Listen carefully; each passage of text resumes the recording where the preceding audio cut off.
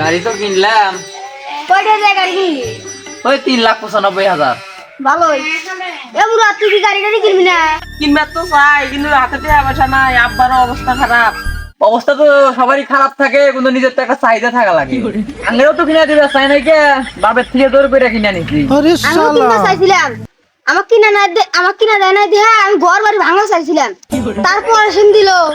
মুরাদ, তাহলে তোর বাপের সাথে যা তুই রাগ দেখা, তাহলে তখন কিনা দিব। কি কর বন্ধু, সত্যি দিব তো? তাহলে গেলাম আমি। আচ্ছা তুই দেরি করস কে, চালু করে যা। আচ্ছা থাক, আমি তাহলে আব্বুকে যাই, এই গাড়ি কিনা দেয় কি না দেয়। लेकिन ये साला कर क्या रहा है यहाँ पे? আব্বা, ও আব্বা, কি হয়েছে রে বেটা, এত চিল্লাস কে? কি হয়েছে? কিছু জানি না, আমার কাছে গাড়ি কিনা দেয় না। তা কিসের গাড়ি কিনে দিব? আমার বন্ধু কিনছে, আজকে আমার গাড়ি কিনা দেয় নাকবো।